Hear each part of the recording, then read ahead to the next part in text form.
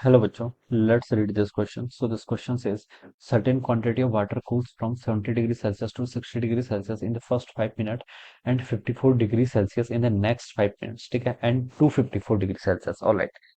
The temperature of the surrounding का temperature बताना है। ठीक है, तो चलिए बच्चों देखिए इस क्वेश्चन को हम सॉल्व कैसे करेंगे। ठीक है, हम यहाँ पर ना न्यूटन्स लॉज ऑफ कूलिंग का यूज करेंगे। किसका? Newton's laws of cooling. So we can write down the key concept of this question. इस क्वेश्चन का की कॉन्सेप्ट आप क्या लिख सकते हैं? न्यूटन्स लॉज ऑफ कूलिंग लिख लीजिए। क्या लिख लीजिए? Newton's law of cooling. Newton's law of cooling देखिए क्या बताती है आपको?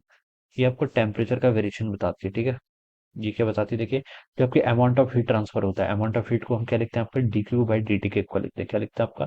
dq by dt। ये किसके इक्वल होता है देखिए?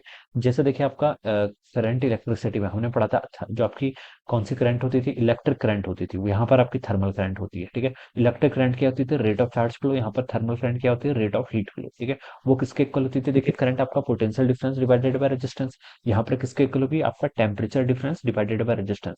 वहां पर रेजिस्टेंस को resistivity into length by area से लिखते थे। यहाँ पर लिखते हैं 1/k टाइम्स लेंथ बाई के। क्या होती है आपकी? कंडक्टिविटी हो जाती है। ठीक है, ये फॉर्मूला यूज होता है। ठीक है, तो इसका आप ऐसे भी लिख सकते हैं डेल्टा टी। ठीक है, और आपका ये एल तो ऊपर आ जाएगा। ठीक है, और के भी ऊपर आ जाएगा डिवाइडेड बाय ए। आपको यहाँ पर से ऐसे बच जाएगा। ठीक है, ये टर्म हो जाएगी। तो यहाँ पर से देखिए हमें क्या बताना है? सर्टेन क्वांटिटी ऑफ वाटर को हम कूल कर रहे हैं 70 से 60 डिग्री, यानी कि पहले आपको टेम्परेचर डिफरेंस देर का कितना टाइम लगा? 5 मिनट। और फिर आपका 60 से 54 आने में next 5 minute. The temperature of the surrounding, surrounding का टेम्परेचर बताना है। ठीक है, तो आप इसको ऐसे लिख लीजिए। देखिए D Q by D T आपको, आप इसको क्या कर लीजिए? ऐसे कर लीजिए। पहले देखिए आपका जो टेम्परेचर चेंज हो रहा है। ठीक है, डी क्यू किसके इक्वल होता है? M s into delta t के इक्वल होता है। तो ऊपर आप इसको क्या लिख लीजिए? ऐसे डेल्टा टी लिख लीजिए डिवाइडेड बाय कितना हो जाएगा आपका? डेल्टा टी, जितना आपका क्या लगा? टाइम लगा। ठीक है, और ये किसके इक्वल होगा आपका? के टाइम्स डेल्टा टी। यहाँ पर जो आपका चेंज इन टेम्परेचर है, देखिए यहाँ पर हम क्या लेते हैं? एवरेज ले लेते हैं। क्या लेते हैं यहाँ पर? आपका एवरेज। ठीक है, जैसे पहले 70 से 60 डिग्री पर गया है, तो इन दोनों का एवरेज ले लेंगे। 70 प्लस 60 डिवाइडेड बाय 2। ठीक है, क्या लेंगे? जिसको मैं यहाँ पर ऐसे लिख लेता हूँ। मान लीजिए टी वन बोल देता हूँ, इसको टी टू बोल देता हूँ। T one by t two divide by two, minus किसके किसके साथ ये सिस्टम इंटरेक्ट कर रहा है? सराउंडिंग के साथ, माइनस आपका टेम्परेचर ऑफ द सराउंडिंग। ये आपका फॉर्मूला होता है। ठीक है, तो इस फॉर्मूले का मैं क्या करूंगा यहाँ पर? आपका यूज करूंगा। ठीक है, अब बच्चों देखिए इसको आप लिख लीजिए।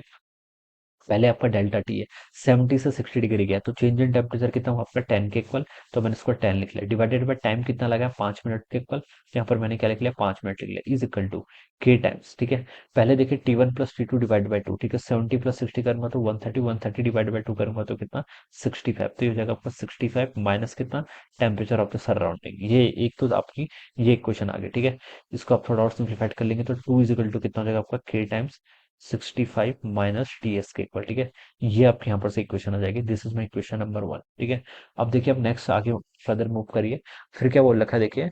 एंड टू 54 डिग्री सेल्सियस, यानी कि 60 से 54 डिग्री सेल्सियस आपके नेक्स्ट 5 मिनट में हो रहा है। ठीक है, तो देखिए इस फॉर्मूला का यूज कर लीजिए। चेंज इन टेम्परेचर कितना हुआ आपका? 60 से 54 हो रहा है, यानी कि 6 डिग्री का आपका चेंज इन टेम्परेचर है। डिवाइडेड बाय टाइम कितना लिया? 5 मिनट लिया है, तो 5 आ जाएगा इजिकल टू के टाइम्स। ठीक है, एवरेज देखिए कितना होगा 60 और 54 का?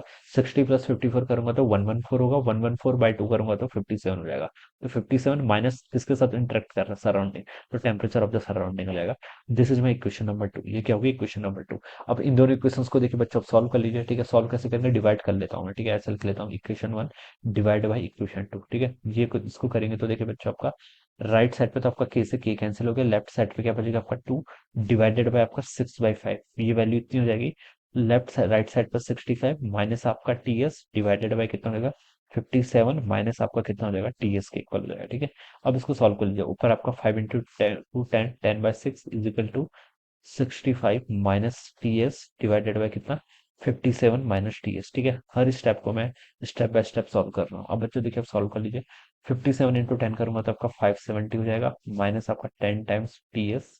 It is equal to 6 into 65 करेंगे तो 390 आ जाता है, माइनस आपका 6 टी एस हो जाएगा। ठीक है, अब देखिए माइनस 10 टी एस और ये 6, ये आपका ये माइनस 10 को राइट साइड लेके जाऊंगा तो प्लस 10 हो जाएगा। प्लस 10 माइनस 6 करूंगा तो 4 टी एस के इक्वल हो जाएगा। ठीक है, और यहाँ पर 570 है, माइनस 390 करूंगा तो आपका 180 के इक्वल हो जाएगा। ठीक है, तो यहाँ से मैं टीएस की वैल्यू कैलकुलेट करूंगा तो टीएस देखिए 180/4 ये आपका 45 डिग्री सेल्सियस के इक्वल हो जाएगा। So this will be the temperature of the surrounding and this will be the answer of this question. तो यही पूछा था।